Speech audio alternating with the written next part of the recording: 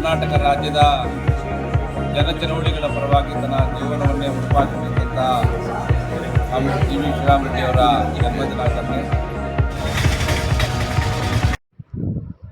ಮಾಜಿ ಶಾಸಕ ದಿವಂಗತ ಜಿವಿ ಶ್ರೀರಾಮರೆಡ್ಡಿ ಅವರ 74ನೇ ಹುಟ್ಟುಹಬ್ಬದ ಪ್ರಯುಕ್ತ ರಕ್ತದಾನ ಶಿಬಿರ ಹಾಗೂ ಅನ್ನದಾನ ಕಾರ್ಯಕ್ರಮ.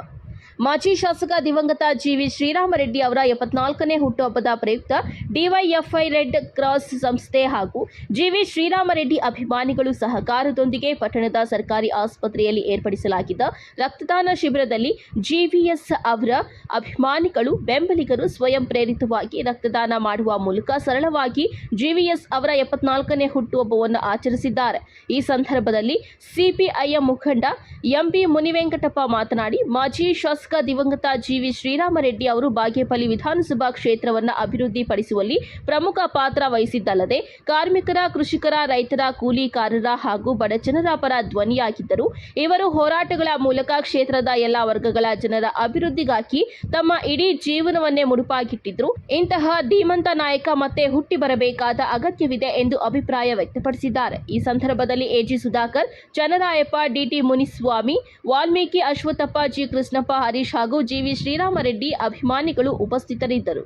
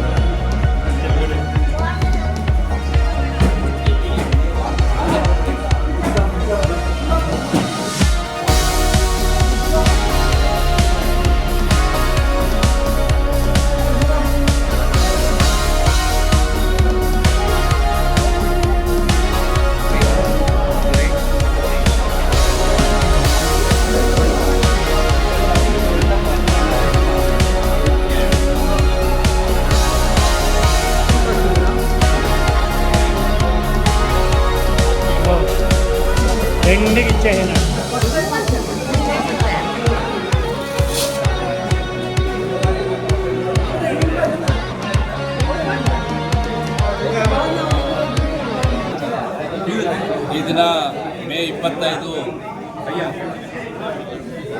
ಬಾಗೇಪಲ್ಲಿ ವಿಧಾನಸಭಾ ಕ್ಷೇತ್ರದ ಅಭಿವೃದ್ಧಿಯ ಅಧಿಕಾರರು ಆದಂತಹ ಕರ್ನಾಟಕ ರಾಜ್ಯದ ಜನಚಳವಳಿಗಳ ಪರವಾಗಿ ತನ್ನ ಜೀವನವನ್ನೇ ಮುಡುಪಾಗಿಟ್ಟಿದ್ದಂಥ ಜಿ ವಿ ಶ್ರೀರಾಮರೆಡ್ಡಿ ಅವರ ಜನ್ಮದಿನಾಚರಣೆ, 74ನೇ ಜನ್ಮದಿನಾಚರಣೆಯನ್ನು ಆಚರಣೆಯ ಭಾಗವಾಗಿ ಡಿವೈಎಫ್ಐ ಸಂಘಟನೆ ವತಿಯಿಂದ ಇಂದು ರಕ್ತದಾನ ಶಿಬಿರ ಹಮ್ಮಿಕೊಳ್ಳಲಾಗಿದೆ. ಈ ಒಂದು ರಕ್ತದಾನ ಶಿಬಿರಕ್ಕೆ ಯುವಜನತೆ ಸ್ವಯಂ ಪ್ರೇರಣೆಯೊಂದಿಗೆ ಬಂದು ರಕ್ತದಾನವನ್ನು ಮಾಡ್ತಾ ಇದ್ದಾರೆ. ಮೊದಲಿಗೆ ಅವರಿಗೆಲ್ಲರಿಗೂ ಕೂಡ ನನ್ನ ಧನ್ಯವಾದಗಳನ್ನು ಸಲ್ಲಿಸ್ತೀನಿ. ಇವತ್ತಿನ ಪರಿಸ್ಥಿತಿಯಲ್ಲಿ ಜಿ ವಿ ಶ್ರೀರಾಮರೆಡ್ಡಿಯವರು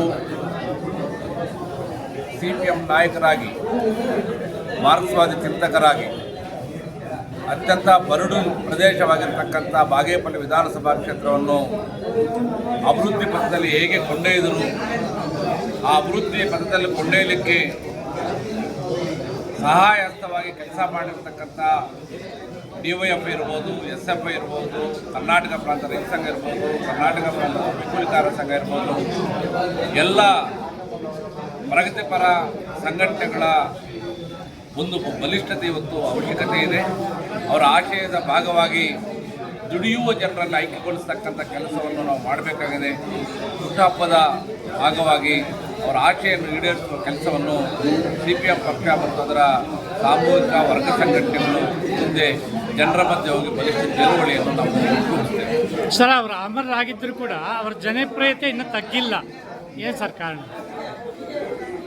ಶ್ರೀರಾಮರೆಡ್ಡಿ ಅವರು ಮೂಲತಃ ಕಮ್ಯುನಿಸ್ಟರು ತನ್ನ ಜೀವನವನ್ನೇ ಜನತೆಗೋಸ್ಕರ ಮುಡುಪಾಗಿರ್ತಕ್ಕಂಥ ಚರಿತ್ರೆ ಇರುವುದು ಈ ದೇಶದಲ್ಲಿ, ವಿಶ್ವದಲ್ಲಿಯೇ ಕಮ್ಯುನಿಸ್ಟರು ಮಾತ್ರ.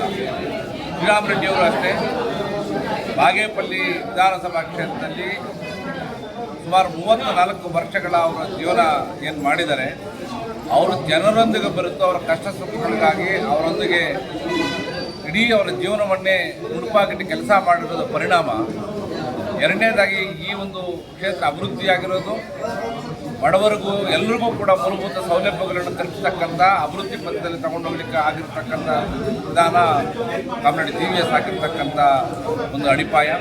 ಹಾಗಾಗಿ ಜನರಿಗೆ ಇವತ್ತಲ್ಲ ಇನ್ನು 20 ವರ್ಷ ಹೋದರೂ ಕೂಡ ಜನರಲ್ಲಿ ಅನಾನುರಾಗಿ ಜನಾನುರಾಗಿ ಜನರೊಂದಿಗೆ ಅವರು ಎಂದಿಗೂ ಕೂಡ ಚಿರಸ್ಮರಣೆಯಾಗಿ ಉಳಿತಾರೆ.